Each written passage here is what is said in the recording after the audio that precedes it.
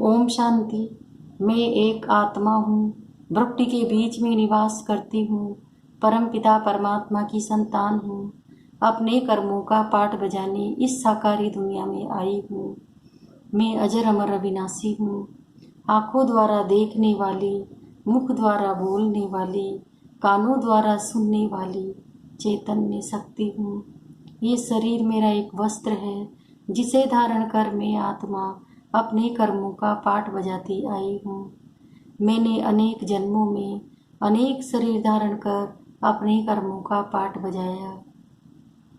अब मन बुद्धि के द्वारा साकारी लोक से दूर, सूरज चांद तारा गण से भी दूर, आवाज की दुनिया से परे शांति धाम जा रही हूँ।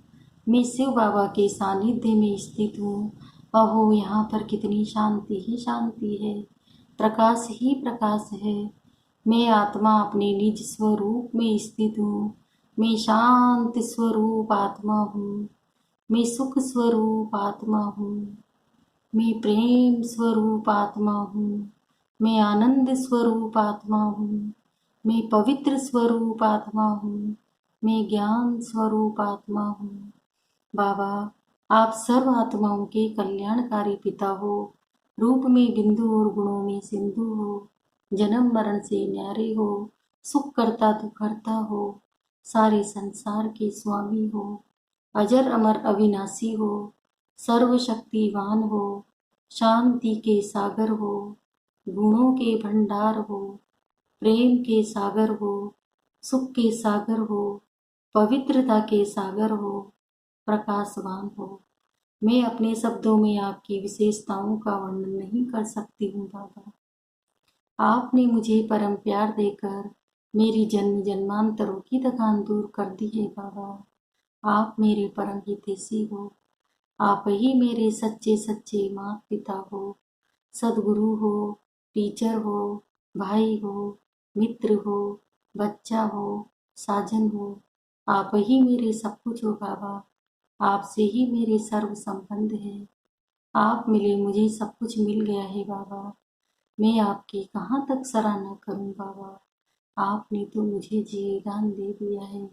आपकी गुण और शक्तियाँ मुझ में समा रही है। मेरे जन्मों जन्मों के पाप कर्म खत्म हो रहे हैं। मैं आत्मा पावन बनती जा रही हूँ, संपूर्ण बनती जा रही हूँ। मैं सदैव आपकी आज्ञाकारी बनकर रहूंगी। आप जो कहोगे। जी हाँ बाबा, मैं आपकी यज्ञ रक्षक यज्ञ स्त्री हूँ। मैं आपकी हूँ, आपकी ही थी, वो सदा आपकी ही होके रहूंगी। इस भाग्य को सदैव याद रखूंगी। वो सदा आपकी आभारी रहूंगी। मैं आत्मा गुणों और शक्तियों से भरपूर होकर वापस साकारी लोक में जा रही हूँ। विश्व की सर्व आत्माओं का कल्याण हो, कल्याण हो, कल्याण हो। सबको सुख मिले, शांति मिले, आनंद मिले। सबको आपका परिचय मिले बाबा, आपका ज्ञान मिले। हर आत्मा आपके वर्षे की अधिकारी बने। संसार सुखमय बनता जा रहा है। प्रकृति के पांचों तत्व शुद्ध सत्वगुणी बनते जा रहे हैं। सबके विकार दूर हो रहे हैं। सब निरोगी हो रहे हैं। सबके कष्ट दूर हो रहे हैं। विश्व की सर्वात्माओं का कल्याण हो, कल्याण हो, कल्याण हो। ओम शांति। 24 जून 2020 की मुरली है। मातेश्वरी जी के रिवाइज महावाक्य हैं 26/4/65 के। गीत है जाने न नजर पहचाने जिगर। आप आत्माएं जब स्वच्छ बनो तब ये संसार सुखदायी बने। दुखों का कारण 5 विकारों के वशीभूत होकर किए गए कर्म। मातेश्वरी जी के अनमोल महावाक्य। गीत जाने न नजर पहचाने जिगर। अपने बेहद बाप की महिमा सुनी। कॉमन मनुष्य की ऐसी महिमा नहीं हो सकती। ये उसी एक की महिमा है जो इस महिमा का अधिकारी है, क्योंकि उनकी महिमा उनके कर्तव्य अनुसार गाई जाती है। उनका कर्तव्य सब मनुष्य आत्माओं से महान है, क्योंकि सभी मनुष्य आत्माओं के लिए ही उनका कर्तव्य है। तो सबसे ऊंचा हो गया ना, क्योंकि सबके लिए सबका गति सदगति दाता एक। ऐसे नहीं कहेंगे कि करोड़ों थोड़ों की गति सदगति की वह है सर्व का गति सदगति दाता, तो सबकी अथॉरिटी हो गई ना। वैसे भी कॉमन तरह से देखा जाए तो महिमा तब ही होती है जब कोई कर्तव्य करता है। जिन्होंने कुछ न कुछ थोड़ा बहुत ऐसा काम किया है तो उनकी देखो महिमा है। तो बाप की भी जो महिमा है कि वो ऊंचे से ऊंचा है, तो जरूर उसने यहाँ आकर के महान कर्तव्य किया है, और वह हमारे लिए मनुष्य सृष्टि के लिए महान ऊंच कर्तव्य किया, क्योंकि इस सृष्टि का हर्ता कर्ता उसे कहा जाता है। तो उसने आकर के मनुष्य सृष्टि को ऊंच बनाया है, प्रकृति सहित सबको परिवर्तन में लाया है। लेकिन किस युक्ति से लाया है वह बैठ करके समझाते हैं, क्योंकि ऐसे नहीं। पहले मनुष्य आत्मा आत्मा को चेंज लाने के से, फिर आत्मा के बल से, अपने कर्म के बल से, फिर ये सब प्रकृति तत्व आदि पर ही उनका बल काम करता है। लेकिन बनाने वाला तो वह हो गया ना, इसलिए बनाने वाला वो मनुष्य बनाते कैसे हैं? तब तक मनुष्य आत्मा ऊंची न बने, तब तक आत्मा के आधार से शरीर प्रकृति तत्व आदि ये सभी नंबरवार उसी ताकत में आते हैं। उससे भी सारी सृष्टि हरी भरी सुखदायी बनती है। तो मनुष्य सृष्टि को सुखदायी बनाने वाला बाप जानता है कि मनुष्य सृष्टि सुखदायी कैसे बनेगी। जब तक आत्मा स्वच्छ नहीं बनी है तब तक संसार सुखदायी नहीं हो सकता है। इसलिए वो आकर के पहले पहले आत्मा को ही स्वच्छ बनाते हैं। अभी आत्मा को अस्वच्छता लगी है, पहले उस इम्प्योरिटी को निकालना है, फिर आत्मा के बल से हर चीज से उनकी तमोप्रधानता बदल करके सदोप्रधानता होगी, जिसको कहेंगे सभी गोल्डन एजेड में आ जाते हैं। तो ये तत्व आदि सब गोल्डन एजेड स्टेज में आ जाते हैं, परंतु पहले आत्मा की स्टेज बदलती है। तो आत्माओं का बदलाने वाला अर्थात आत्माओं को प्यूरिफाइड बनाने वाला फिर अथॉरिटी हो गया। तुम देखते हो ना कि अभी दुनिया बदलती जा रही है। पहले तो अपने को बदलना है, जब हम अपने को बदलेंगे तब उसके आधार से दुनिया बदलेगी। अगर अभी तक हमारे में फर्क नहीं आया, अपने कोई नहीं बदला है, तो फिर दुनिया कैसे बदलेगी? इसलिए अपनी जांच रोज करो। जैसे पोतामेल रखने वाले रात को अपना खाता देखते हैं ना कि आज क्या जमा हुआ, सब अपना हिसाब रखते हैं। तो ये भी अपना पोतामेल रखना है कि सारे दिन में हमारा कितना फायदा रहा, कितना नुकसान रहा। अगर नुकसान में कुछ ज्यादा हो गया, फिर दूसरे दिन के लिए फिर खबरदार रहना है। इसी तरह से अपना अटेंशन रखने से फिर हम फायदे में जाते जाते अपनी जो पोजीशन है उसको पकड़ते चलेंगे। तो ऐसी जांच रखते अपने को बदला हुआ महसूस करना चाहिए। ऐसे नहीं कि हम सो देवता बनेंगे, वो तो पीछे बनेंगे, अभी जैसे वह वैसे ठीक है। नहीं, अभी से वह देवताई संस्कार बनाने हैं। अभी तक जो 5 विकार के वह संस्कार चलते हैं, अभी देखना है कि इन विकारों से हम छूटते जा रहे हैं। हमारे में जो क्रोध आदि था वो निकलता जा रहा है, लोभ या मोह आदि जो था वो सब विकारी संस्कार बदलते जा रहे हैं। अगर बदलते जा रहे हैं, छूटते जा रहे हैं, तो मानो हम बदलते जा रहे हैं। अगर नहीं छूटते हैं तो समझो कि अभी हम बदले नहीं हैं। तो बदलने का फर्क महसूस होना चाहिए, अपने में चेंज आनी चाहिए। ऐसे नहीं कि सारा दिन विकारी खाते में ही चलते रहे, बाकी समझे कि हमने अच्छा कोई दान पुण्य किया, बस नहीं। हमारा जो कर्म का खाता चलता है उसी में हमको संभलना है। हम जो कुछ करते हैं उसमें किसी विकार के वश हो अपना विकर्मी खाता तो नहीं बनाते हैं। इसमें अपने आप को संभालना है, ये सारा पोतामेल रखना है। और सोने के पहले 10-15 मिनट अपने को देखना चाहिए कि सारा दिन हमारा कैसा बीता। कई तो नोट भी करते हैं, क्योंकि पिछले पापों का जो सिर पर बोझ उसे भी मिटाना है। उसके लिए बाप का फरमान है, मुझे याद करो। तो वह भी हमने कितना समय याद में दिया, क्योंकि ये चार्ट रखने से दूसरे दिन के लिए सावधान रहेंगे। ऐसे सावधान रहते रहते फिर सावधान हो जाएंगे, तो फिर कर्म अच्छे कर रहते चलेंगे, और फिर ऐसे कोई पाप नहीं होगा। तो पापों से भी बचना है ना। हमको इन विकारों ने ही बुरा बनाया, विकारों के कारण ही हम दुखी हुए हैं। अभी हमें दुख से छूटना है, तो यही मुख्य चीज है। भक्ति में भी परमात्मा को हम पुकारते हैं, याद करते हैं। जो भी कुछ पुरुषार्थ करते हैं वो किस लिए करते हैं? सुख और शांति के लिए करते हैं ना। तो उसकी ये प्रैक्टिकल सभी कराई जाती है। ये प्रैक्टिकल करने की कॉलेज है। इसकी प्रैक्टिस करने से हम स्वच्छ अथवा पवित्र बनते जाएंगे। फिर हमारा जो आदि सनातन प्रवृत्ति पवित्र का लक्ष्य है तो हम पा लेंगे। जैसे कोई डॉक्टर बनने के लिए डॉक्टरी कॉलेज में जाएगा तो डॉक्टरी प्रैक्टिस से डॉक्टर बनता जाएगा।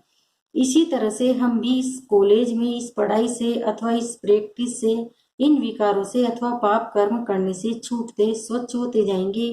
फिर स्वच्छ की डिग्री है देवता। वो देवताएं जो गाये हुए है ना उनकी महिमा है सर्वगुण संपन्न 16 कला संपूर्ण संपूर्ण निर्विकारी। तो ऐसे कैसे बनेंगे? ऐसे नहीं, हम तो बने बनाए हैं नहीं बनना है, क्योंकि हम ही बिगड़े हैं, हमको ही बनना है। ऐसे नहीं, देवताओं की कोई दूसरी दुनिया है, हम मनुष्य ही देवता बनने हैं। वह देवता ही गिरे हैं, अब फिर चढ़ना है, लेकिन चढ़ने का ढंग बाप सिखला रहे हैं। अभी उनके साथ हमें अपना रिलेशन जोड़ना है। अभी बाप ने आकर के रोशनी दिए, आखिर तुम मेरे हो, अभी मेरे हो करके कैसे रहो। जैसे लौकिक में बाप बच्चों का बच्चा बाप का कैसे होकर रहता है, ऐसे तुम तन मन धन से मेरे हो करके चलो। कैसे चलो? उसका आदर्श प्रमाण ये है, जिसके तन में आता है वो अपना तन मन धन सब उनके हवाले कर उनका हो करके चल रहे हैं। ऐसे फॉलो फादर, इसमें और कुछ पूछने की और मूझने की बात नहीं, सीधी साफ बात है। तो अभी चलते चलो, ऐसे नहीं सुनो बहुत और धारण करो थोड़ा, नहीं सुनो थोड़ा धारण करो बहुत। जो सुनते हो उसको प्रैक्टिकल में कैसे लाएं उसका पूरा ख्याल रखते रहो। अपनी प्रैक्टिस को आगे बढ़ाते रहो। ऐसे नहीं सुनते रहे नहीं। आज जो सुना उसको अगर कोई प्रैक्टिकल में लाए, बस हम आज से उसी स्टेज में चलेंगे। विकारों के वश होकर कोई ऐसा काम नहीं करेंगे और अपनी इसी दिनचर्या बनाएंगे, अपना ऐसा चार्ट रखेंगे। अगर इसको कोई प्रैक्टिकल प्रैक्टिस में लाए तो तो देखो क्या हो जाएगा। तो अभी हो जाता है ना, उसको प्रैक्टिकल में लाना है। जो कहते हो जो सुनते हो वो करो, बस दूसरी बात नहीं, सिर्फ करनी के ऊपर जोर दो, समझा? जैसे बाप और दादा दोनों को अच्छी तरह से जानते हो ना, ऐसे अब फॉलो करो। ऐसे फॉलो करने वाले जो सपूत बच्चे हैं अथवा मीठे मीठे बच्चे हैं, ऐसे बच्चों प्रति याद प्यार और गुड मॉर्निंग। दूसरी मुरली है 1957 की गीत मेरा छोटा सा देखो ये संसार है। ये गीत किस समय का गाया हुआ है? क्योंकि इस समय ही हम ब्राह्मण कुल का ये छोटा संसार है। ये हमारा कौन सा परिवार है वह नंबरवार बतलाते हैं। हम परमपिता परमात्मा शिव के पोत्रे, ब्रह्मा सरस्वती की मुख संतान और विष्णु शंकर हमारे ताया जी हैं और हम आपस में सभी भाई बहन ठहरे। ये है अपना छोटा सा संसार, इनके आगे और संबंध रचा ही नहीं है। इसी समय का इतना ही संबंध कहेंगे। देखो हमारा संबंध कितनी बड़ी अथॉरिटी से है। हमारा ग्रैंड पप्पा है शिव, उनका नाम कितना भारी है। वो सारी मनुष्य सृष्टि का बीज रूप है, सर्व आत्माओं का कल्याणकारी होने कारण उनको कहा जाता है हर हर भोलानाथ शिव महादेव। वो सारी सृष्टि का दुख हरता सुख करता है, उस द्वारा हमें सुख शांति पवित्रता का बड़ा हक मिलता है। शांति में फिर कोई नंबर कर्म बंधन का हिसाब किताब नहीं रहता। मनुष्य ये दोनों वस्तु पवित्रता के आधार पर रखते हैं। जब तक पिता की परवरिश का पूर्ण वर्षा ले पिता से सर्टिफिकेट नहीं मिला तब तक वो वर्षा मिल नहीं सकता। देखो ब्रह्मा के ऊपर कितना बड़ा काम है। मलेच्छ 5 विकारों में मेली अपवित्र आत्मा को गुलगुल बनाते हैं। जिस अलौकिक कार्य का उजूरा फिर सत्युग का पहला नंबर से कृष्ण पद मिलता है। अब देखो उस पिता के साथ तुम्हारा कैसा संबंध है, तो कितना बेफिक्र और खुश होना चाहिए। अब हर एक अपने दिल से पूछे, हम उनकी पूर्ण रीति हो चुके हैं। सोचना चाहिए कि जब परमात्मा बाप आया है तो उनसे हम कंप्लीट वर्षा ले लेंगे। स्टूडेंट का काम है संपूर्ण पुरुषार्थ कर स्कॉलरशिप लेना, तो हम पहला नंबर लॉटरी क्यों न विन करें। यह वह है विजय माला में पिरोया जाना। बाकी कोई है जो 2 लड्डू पकड़कर बैठे हैं, यहाँ का भी हद का सुख लूं और वहां भी बैकुंठ में कुछ न कुछ सुख ले लेंगे। ऐसे विचारवान को मध्यम और कनिष्ठ पुरुषार्थी कहेंगे, न कि सर्वोत्तम पुरुषार्थी। जब बाप देने में आनाकानी नहीं करता तो लेने वाले क्यों करते हैं। तब गुरु नानक ने कहा, परमात्मा तो दाता है, समर्थ है, मगर आत्माओं को लेने की भी ताकत नहीं। कहावत है, देंदा दे लेंदा थक पावे। देने वाला देता है लेकिन लेने वाला थक जाता है। आपके दिल में आता होगा, हम क्यों नहीं चाहेंगे कि हम भी ये पद पावे। परंतु देखो बाबा कितनी मेहनत करता है, फिर भी माया कितना विघ्न डालती है। क्यों? अब माया का राज्य समाप्त होने वाला है। अब माया ने सारा सार निकाल दिया है, तभी परमात्मा आता है। उसमें सब रस समाया हुआ है, उनसे सभी संबंधों की रचना मिलती है। तभी तमेव माताश्च पिता आदि ये महिमा उस परमात्मा की गई हुई है। तो बलियारी इस समय की जो ऐसा संबंध हुआ है, तो परमात्मा के साथ इतना संपूर्ण संबंध जोड़ना है जो 21 जन्म के लिए सुख प्राप्त हो जाए। यह है पुरुषार्थ की सिद्धि। परंतु 21 जन्म का नाम सुन ठंडी मत पड़ जाना। ऐसे नहीं सोचना कि 21 जन्म के लिए इतना इस समय पुरुषार्थ भी करें, फिर भी 21 जन्म के बाद गिरना ही पड़े तो सिद्धि क्या हुई। परंतु ड्रामा के अंदर आत्माओं की जितनी सर्वोत्तम सिद्धि मुकर्रर है वो तो मिलेगी ना। बाप आकर के हमें संपूर्ण स्टेज पर पहुंचा देता है, परंतु हम बच्चे बाबा को भूल जाते हैं तो जरूर गिरेंगे। इसमें बाप का कोई दोष नहीं। अब कमी हुई तो हम बच्चों की सत्युक्तता का सारा सुख इस जन्म के पुरुषार्थ पर आधार रखता है। तो क्यों न संपूर्ण पुरुषार्थ कर अपना सर्वोत्तम पाठ बजावे। क्यों न पुरुषार्थ कर ये वह वर्षा देवे। पुरुषार्थ मनुष्य सदा सुख के लिए ही करता है। सुख दुख से न्यारे होने के लिए कोई पुरुषार्थ नहीं करता। वो तो ड्रामा के अंत में परमात्मा आए, सभी आत्माओं को सजा दे, पवित्र बनाए, पाठ से मुक्त करेंगे। यह तो परमात्मा का कार्य है। वो अपने मुकर्रर समय पर आप ही आकर बताता है। अब जब आत्माओं को फिर भी पाठ में आना ही पड़ेगा तो क्यों न सर्वोत्तम पाठ बजाएं। अच्छा, मीठे मीठे बच्चों प्रति माँ का याद प्यार। ओम शांति। हम बच्चों का भी माँ को याद प्यार और नमस्ते नमस्ते नमस्ते।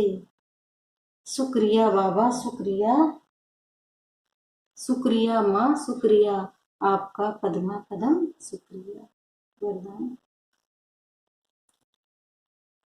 बाबा शब्द की स्मृति से कारण को निवारण में परिवर्तन करने वाले सदा अचल अडोल भव। अब इसका विस्तार बता रहे हैं बाबा। कोई भी परिस्थिति जो बल हलचल वाली हो, लेकिन बाबा कहा और अचल बने। जब परिस्थिति के चिंतन में चले जाते हो तो मुश्किल का अनुभव होता है। अगर कारण के बजाय निवारण में चले जाओ तो कारण ही निवारण बन जाए, क्योंकि मास्टर सर्वशक्तिवान ब्राह्मणों के आगे परिस्थितियां चींटी समान भी नहीं। सिर्फ क्या हुआ क्यों हुआ ये सोचने के बजाय जो हुआ उसमें कल्याण भरा हुआ है, सेवा समाई हुई है। बल रूप सर्व कष्टांश का हो, लेकिन समाई सेवा है। इस रूप से देखेंगे तो सदा अचल अडोल रहेंगे। स्लोगन। एक बाप के प्रभाव में रहने वाले किसी भी आत्मा के प्रभाव में आ नहीं सकते। एक बाबा के प्रभाव में रहने वाले अर्थात एक बाबा की याद में रहने वाले पर किसी भी आत्मा का प्रभाव नहीं पड़ सकता। ओम शांति।